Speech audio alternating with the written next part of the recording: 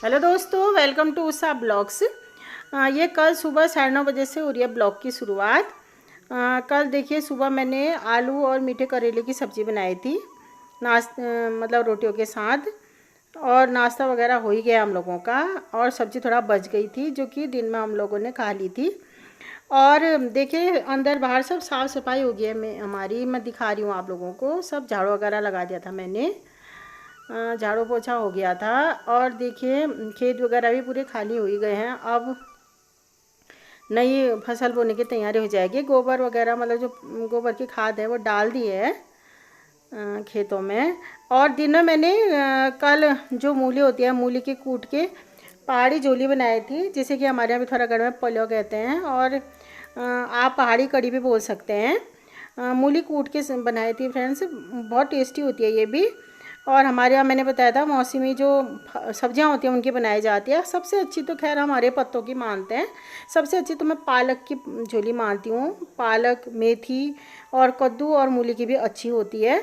हम तो खाली आटा भी भून के बना लेते हैं, उसमें कसूरी मेथी डाला तो बहुत ही टेस्टी होता है। मट्ठा वगैरह डाल के आप दाल के साथ बना लीजिएगा या जल्दीबाजी के टाइम में ऐसे मिला लीजिएगा। मैं उसमें प्याज के साथ कौल लेती हूँ तो और भी ज़्यादा स्वाद आ जाता है। देखिए इस तरह भी थोड़ा बहुत साफ़ सफाई कर ली है हमने। अब देखिए फ्रेंड्स, आप लोगों के साथ मैं शेयर करती हूँ मूली की झोली। आशा करती हूँ आप लोगों को बहुत पसंद आएगी। देखिए 2 मूली लिए हैं मैंने, जिसकी मैं पहाड़ी कड़ी बना रही हूँ मूली की। और ये हरी मिर्ची ली हैं। ये बाज़ार की हरी मिर्च हैं तो इसमें थोड़ा मिर्च कम है। आमा वाली मिर्ची तो हम 3-4 ही डालते हैं क्योंकि थोड़ा ज़्यादा मिर्च है उन्होंने जो पड़ोस वाली अम्मा ने दी थी। मूली कूट के हम लोग झोली बनाते हैं तो इसके लिए सिलबट्टे में कूटनी पड़ेगी। तो पहले मैं मसाला बना ले रही हूँ। देखिए इसमें मैंने धनिया, ज़ीरा और राई के दाने डाले थे, भून के मैंने पीस लिए थे, थोड़ा दरदरे मैंने आपको दिखाया था। अब उसके बाद देखिए मैं इसमें मूली कूट रही हूँ।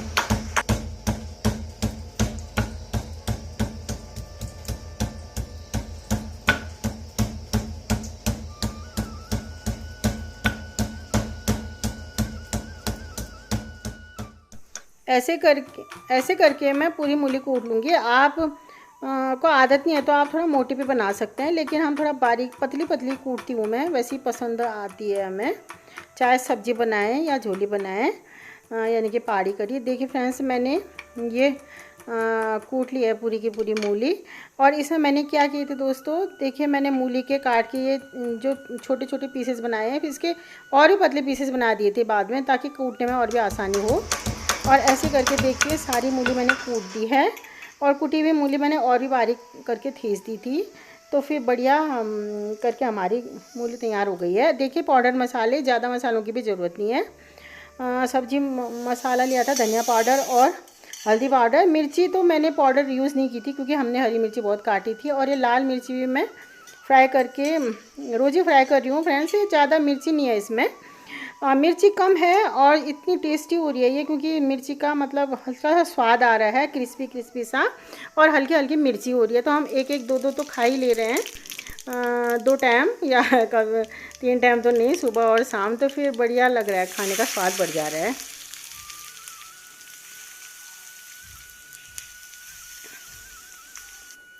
देखिए दोस्तों, मैंने तेल डाल दिया था कढ़ाई में पहले ही, जिसमें मैंने मिर्ची भून दी थी।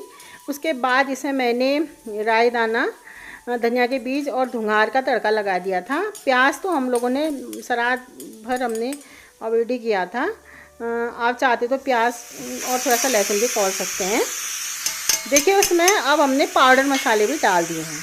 अब इनको अच्छे से भून लेंगे हम लोग।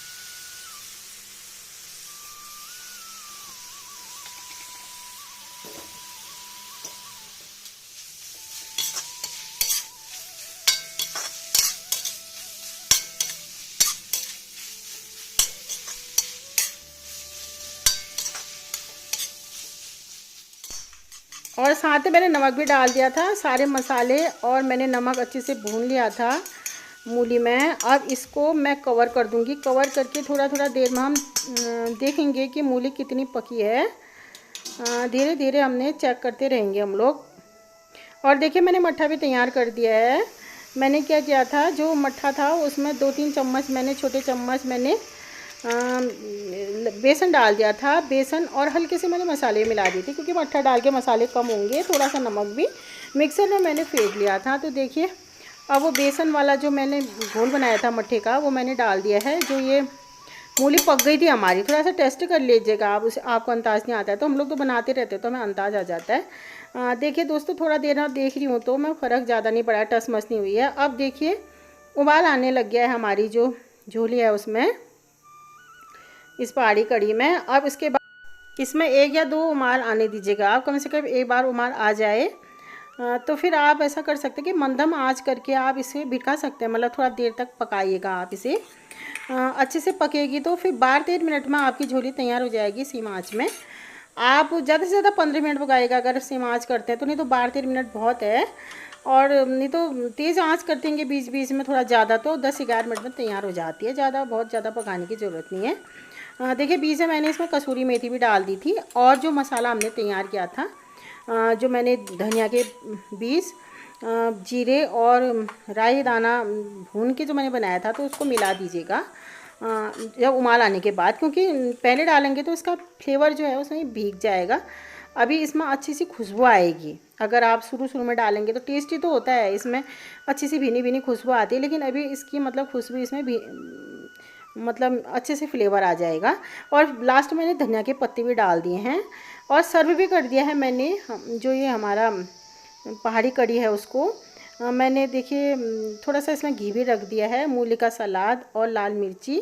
सुबह जो मैंने बनाई थी आलू और मीठे करेले की सब्ज़ी वो भी रख दी है इसके साथ ही। बहुत ही टेस्टी हुआ था फ्रेंड्स हमारा खाना। कल आमा ने जो दाड़िम थे, दाड़िम भी छिल दिए थे, मतलब इतने दिन में छिलवाए थे हम लोग, जो मम्मी लोगों के वहाँ से लाए थे।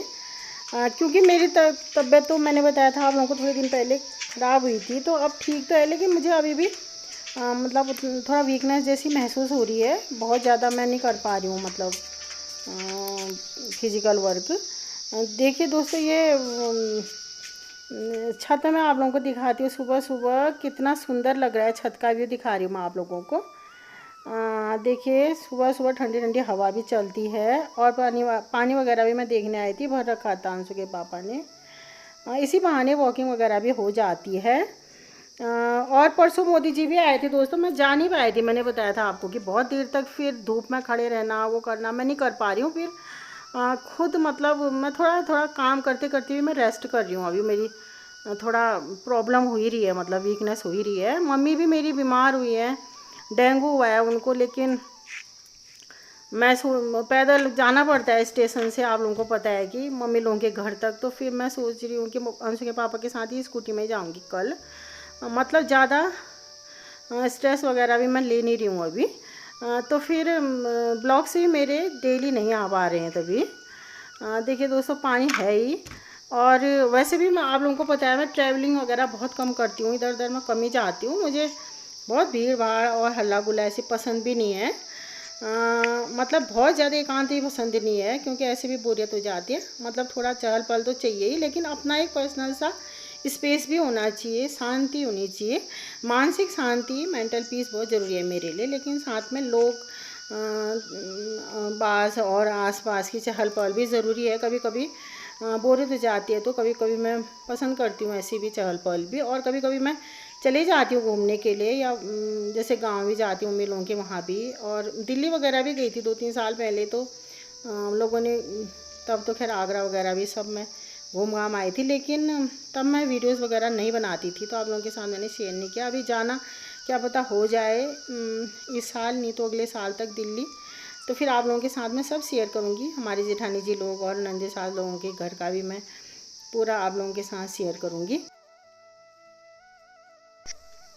तभी दोस्तों मोदी जी के आने में नहीं जा पाई थी, मलाल तो मुझे है इस चीज़ का, लेकिन ऐसा ही हो गया। लेकिन कोई बात नहीं दोस्तों, न्यूज़ चैनल वगैरह सभी मतलब बहुत से वीडियोस चैनल वालों ने, जो यूट्यूब चैनल है जिनके, बहुत से वीडियोस डाले थे, तो उनसे हमें दिख गया था। मेन न्यूज़ चैनल वालों ने बहुत अच्छे से दिखाया था, भाषण वगैरह भी हमने पूरा सुना था। वैसे भी हम लोग सुनते रहते हैं मोदी जी को, जो भी बीजेपी के अच्छे बोलते हैं नेता, पूर्व प्रधानमंत्री अटल बिहारी वाजपेयी, और भी कांग्रेस के भी बहुत से जैसे पुराने नेता इंदिरा गांधी जी वगैरह, राजीव गांधी जी, इनके भी भाषण में सुनती रहती हूँ। सुधांशु त्रिवेदी जी बहुत सुनती हूँ इनको मैं, बहुत अच्छा बोलते हैं, जो भी मतलब किसी भी पार्टी के हों। तो नॉलेज ही बढ़ जाती है, थोड़ा जानकारी होनी चाहिए लोगों को दुनिया की। और सेहत तो ऐसी है दोस्तों इस साल हम लोगों की। तो फिर मैं बता रही थी मम्मी की भी तबीयत सही हो जाए तो ठीक है। अब उसको ज़्यादा प्लेटलेट्स तो घटे नहीं है, लेकिन दिक्कत हो जा रही है क्योंकि एज हो गई है तो कमज़ोरी हो जाती है इंसान को। तभी मैं आपको बता रही थी दोस्तों कि हम लोग, मैं भी देखती हूँ, मुझे भी हो जाता है लालच कभी दूसरों को देख के, इसका ऐसा है उसका ऐसा है। बच्चों के लिए भी हम लोग सोचते ही हैं, हम तो खैर उतना भी नहीं सोचते हैं, कोई तो बहुत ही करते हैं कि देखा देखी कि उनके बच्चे ऐसे हो गए तो हमारे बच्चे भी होने चाहिए, ऐसा होना चाहिए। ठीक है, एक हिसाब से ये बच्चों को लायक होना चाहिए, लेकिन ऐसा है कि बन ना पाएँ आपके बच्चे आपके मन माफिक, तो जैसा भी करें आपने उनको प्रोत्साहन देना चाहिए। कोशिश करें आप आपकी तरह, जैसे आपकी इच्छा की तरह बहुत ज़्यादा न कमा पाएँ, कमी भी कमा पाएँ तो आप लोगों ने, हम लोगों ने संतोषी करना चाहिए, क्योंकि सब एक से ही नहीं होते हैं, पांचों उंगलियां बराबर नहीं होती हैं। और हो सकता है कि जो ज़्यादा कमाते हों, बहुत से लोग ऐसा होते हैं कि जो बिल्कुल भी माँ बाप की केयर नहीं करते हैं, बिल्कुल भी परवाह नहीं करते हैं, लेकिन जो इतना कमाए नहीं, चाहे बेटा हो बेटी हो, वो बहुत माँ बाप का दर्द समझते हैं, ऐसा भी होता है। ये भी हमने देखना पड़ता है, क्योंकि हम लोग ऐसे गुणों को हम इग्नोर कर लेते हैं और जो ये सांसारिक चीज़ों में ही ज़्यादा हमारा ध्यान जाता है। जैसे लड़कियों के लिए भी आजकल लोग बहुत प्रेशराइज़ करते हैं जॉब और अच्छे एजुकेशन के लिए, ठीक है एक तरफ से, लेकिन अगर जो नहीं कर पाता है तो उसको आप डाउन नहीं करिएगा। और ज़्यादातर तो लड़कों के साथ होता है, क्योंकि ज़्यादातर मिडिल क्लास फैमिली में या अपर मिडिल क्लास फैमिली में तो समझा ही जाता है कि लड़कियों को अच्छा पढ़ना है, अच्छा कमाना है, वो है एक लिमिट तक ठीक है। अगर आपका बच्चा कर ही नहीं पाएगा तो ज़्यादा प्रेशर करेंगे तो जितना भी वो कर पाता है वो भी नहीं कर पाएगा, तो उसके इंटरेस्ट भी देखें। और अगर वो थोड़ा कम अर्निंग कर पा रहा है तो कोई नहीं, प्रोत्साहन करें, उसी से आगे बढ़ जाएगा। आपका गुजारा सही चल रहा है तो बहुत ज़्यादा परेशान होने की ज़रूरत नहीं है। बच्चों के लिए बाहर से अंदर से प्रेशर, बाहर के लोग तो बात करते हैं, आप लोग भी प्रेशर करेंगे तो बहुत हो जाता है, कभी कभी तो हो जाता है खैर, लेकिन ज़्यादा नहीं करना चाहिए। और कभी कभी तो बच्चों की भलाई के लिए हमने स्टैंड भी लेने पड़ते हैं, अपनी भलाई के लिए, जहाँ पर को हमें सही लगे कुछ चीज़, तो वैसे भी लोग बात करते ही हैं। चलो थोड़ा बहुत तो ध्यान देना पड़ता है समाज पर, लोगों की बातों में ज़्यादा ध्यान नहीं देना चाहिए इंसान को। और वो जानता भी है कि जहाँ पर को उसको डिसीज़न लेना ज़रूरी होता है तो लेना ही पड़ता है, क्योंकि उसे पता होता है कि या तो लोगों की बातें सुनूंगा, या मैंने अपनी ज़िंदगी अच्छे से जीनी है, या मतलब अपने परिवार की भलाई करनी है, अपने बच्चों की और अपनी ख़ास तौर पे अपने बच्चों की। तो फिर ये भी हो जाता है। तो फिर ऐसी चीज़ों में तो बच्चों की बातें, बच्चों के लिए आपने लोगों की बातें इग्नोर ही करनी पड़ेंगी। थोड़ा बहुत तो चलो लोगों की बातें सुन के हो ही जाता है, किसी में दिमाग खराब, इग्नोर करनी चाहिए। अपने बच्चे को प्रोत्साहित करें, आपका बच्चा आपके लिए सबसे ज़्यादा इम्पोर्टेंट है, और देखें कि वो क्या क्या अच्छा कर सकता है। और आज सर्वपितृ अमावस्या भी थी दोस्तों, मैंने बड़े, पूरी, दाल चावल सभी बनाए थे, और सुबह 10 साढ़े 10 बजे तक तो बड़े बन गए थे मेरे। तो फिर हम लोगों ने पहले बड़े वगैरह खा लिए थे चाय वगैरह के साथ, तो फिर 12-1 बजे तक फिर मैंने सभी कुछ बना लिया था, दाल चावल बड़े पूरी सभी कुछ। पूरियाँ तो कम ही बनाई थी मैंने, 2-2 ही पूरियाँ बनाई थी पर पर्सन।